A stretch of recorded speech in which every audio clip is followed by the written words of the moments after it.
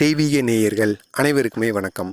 நம்ம காலையில் பிரம்ம முகூர்த்த வேளையில் பவளமல்லி பூக்களை கொண்டு இந்த ஒரு பரிகாரத்தை நம்ம பண்ணிட்டு வந்தோம்னா இதனால் மிகப்பெரிய அளவில் நமக்கு நன்மைகளானது நடக்குமா? ஆனால் மற்ற செடியில் பறிக்கிற மாதிரி நம்ம இந்த பவளமல்லி பூக்களை பறிக்கக்கூடாதாங்க. அதே மாதிரி கீழே இருந்தும் இந்த ஒரு பூக்களை நம்ம எடுக்கக்கூடாதான். இப்படி நம்ம பண்ணிட்டு வந்தோம்னா இந்த ஒரு பரிகாரத்துக்கு எந்த ஒரு அர்த்தமுமே இல்லாமல் போய்விடுமா.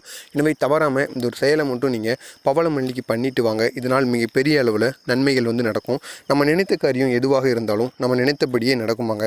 அவ்வளவு சக்தி இந்த ஒரு பொருளுக்கு இருக்குது. அது மட்டும் இல்லாமல் நம்ம செய்த தவறுகள் செய்த பாவங்கள் எதுவாக இருந்தாலும் நம்ம செய்த பாவத்தையும் செய்த தவறுகளையும் மன்னிக்கணும்னா அதுக்கும் நம்ம இந்த ஒரு செயலை பண்ணிட்டு வரலாமா.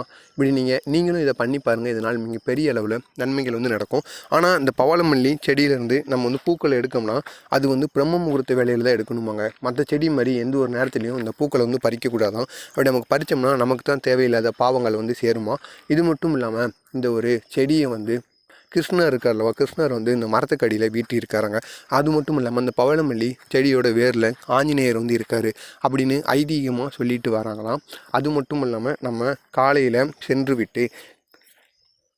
சென்று தேவையில்லாத வெள்ளை நிற துணியை எடுத்துகிட்டு இந்த பவளமல்லி செடிக்கு அடியில் நம்ம வெள்ளை நிற துணியை போட்டுக்கணுமா. அந்த பூக்கள் தரையிலேருந்து நம்ம எடுக்கக்கூடாது அல்லவா. அதில் வெள்ளை நிற துணியை விரிச்சிட்டு அதுக்கு கீழே இந்த பவளமல்லி செடி விழுகிற மாதிரி வச்சுக்கணுமா. வச்சுட்டு ஒரு 2 பூக்களை எடுத்து நம்ம புதன்கிழமையோ இல்லைன்னா ஒரு நட்சத்திர நாட்கள் வரும் அல்லவா, அந்த ஒரு நாட்கள்லேயும் நம்ம இந்த 2 பவளமல்லி செடியை மட்டும் இந்த பூக்களை மட்டும் எடுத்து நம்ம வீட்டு பூஜையில் வச்சு பூஜை பண்ணிட்டு வந்தோம்னா மிக பெரிய அளவில் நன்மைகள் நடக்கும்.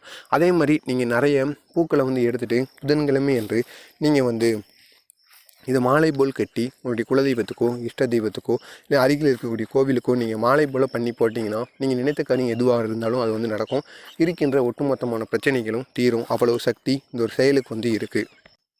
நம்ம செஞ்ச பாவமும் செய்த தவறுகளும் தீர்வதுக்கு நம்ம என்ன பண்ணணும்னா காலைல பிரம்ம முகூர்த்த வேலையில் ஒரு வெள்ளை நிற துணியை கீழே போட்டுட்டு அந்த பவளமல்லி மரத்துக்கு சிறிதளவு பன்னீரெல்லாம் ஊற்றிட்டு அதுக்கப்புறம் சந்தனத்தை அந்த மரத்தில் வேர்லையோ இல்லைன்னா தண்டு முழுவதும் நம்ம பூசிக்கணுமாங்க. பூசிட்டு ஒரு தேங்காயை உடைச்சி ஒரே ஒரு தீபத்தை ஏற்றிட்டு அதுக்கப்புறமா நீங்கள் நான் செஞ்ச பாவமும் செஞ்ச தவறுகளும் தீரணும் அப்படிங்கிற மாதிரி வேண்டிட்டு உங்கள் மீது நீங்கள் பிரம்ம முகூர்த்த வேலையில் தான் இந்த ஒரு செயலை செய்யணும்.